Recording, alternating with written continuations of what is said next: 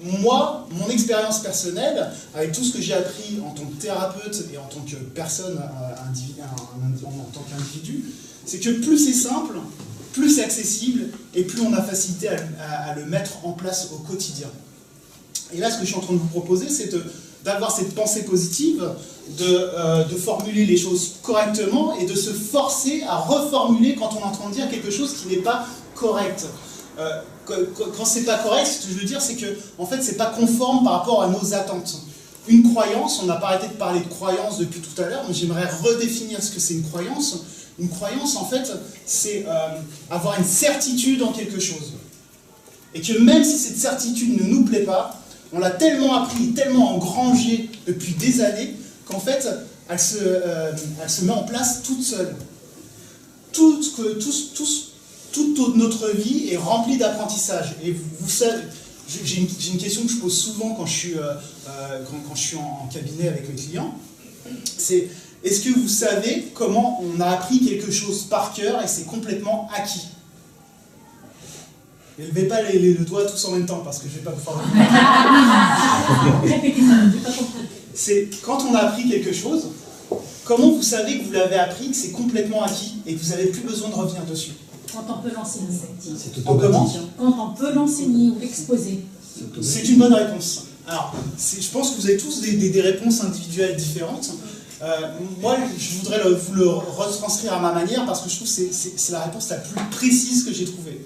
C'est-à-dire que, en fait, quand on a appris quelque chose et que c'est complètement acquis, c'est que c'est devenu automatique. Et on ne se pose plus de questions. J'ai appris l'étape de multiplication quand j'étais enfant, je me suis dit quand je serai adulte, ça serait super compliqué, et à force de répéter, aujourd'hui en tant qu'adulte, même s'il y en a une ou deux que j'ai oubliées, la majorité, elle sort automatiquement. C'est comme les mots que j'emploie. On n'est pas conditionné à parler une certaine langue, c'est nos parents, c'est notre entourage qui nous a conditionnés à parler d'une certaine manière et s'exprimer avec certains mots. C'est comme là je parle avec mes mains. Mes mains, en fait, c'est parce que j'ai appris à parler comme ça. La première fois que je l'ai fait peut-être avec de la conscience. Et aujourd'hui, je le fais avec de l'inconscience parce que ça crée du confort pour moi pour pouvoir appuyer tous les mots que je suis en train de vous dire et à exprimer tout ce que je suis en train de vous dire. Donc, notre vie est remplie d'apprentissage.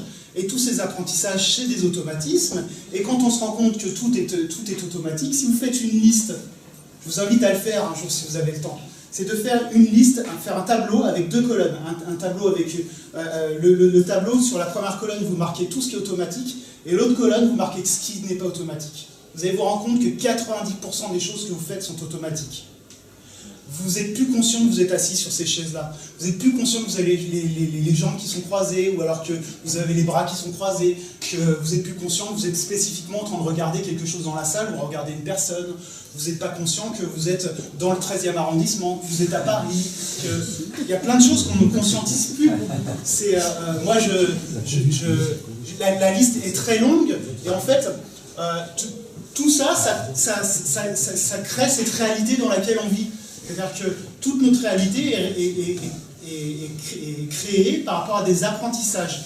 Et le mot hypnose, si on devait trouver un synonyme à hypnose, c'est penser. On pense tout le temps. On ne peut pas s'empêcher de penser. Même la nuit, quand on dort, on pense.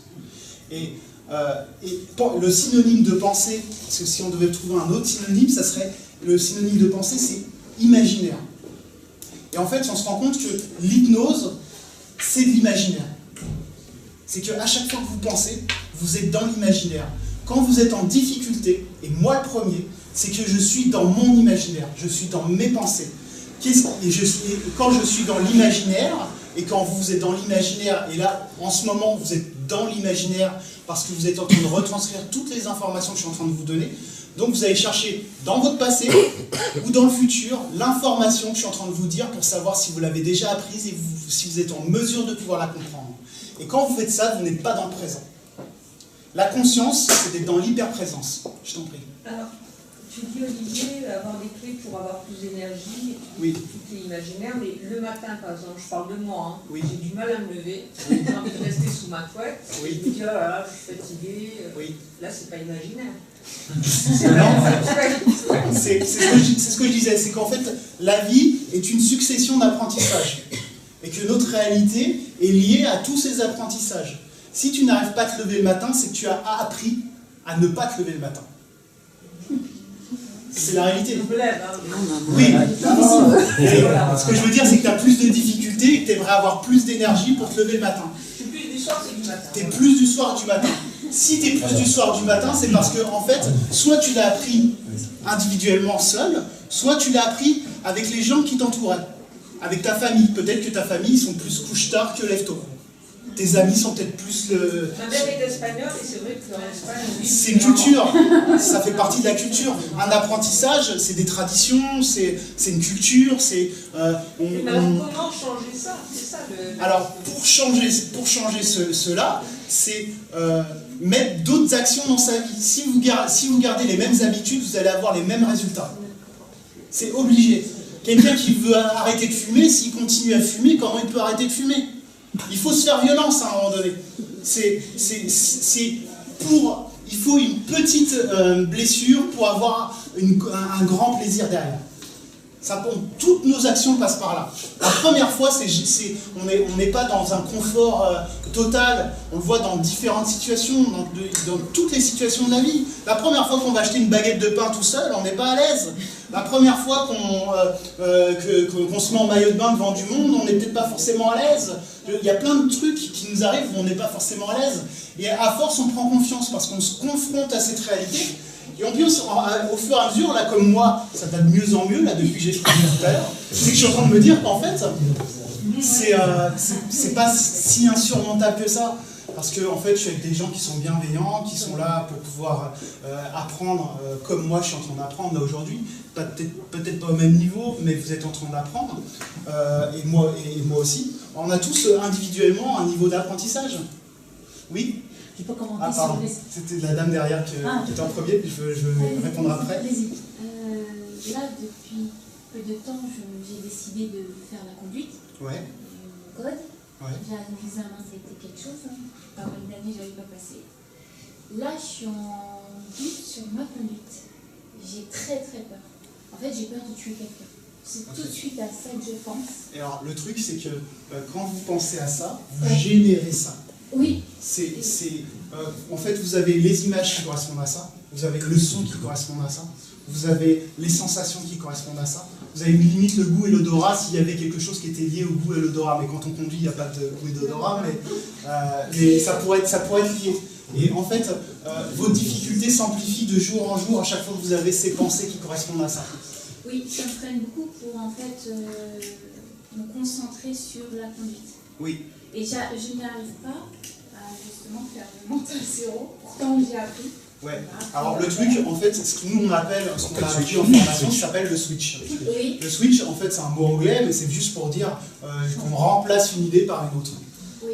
Et en fait, c'est ce que je vous disais en début de ma partie de la conférence. C'est ce que je vous disais, c'est que, en fait, si on pense à deux choses en même temps, la première information s'efface.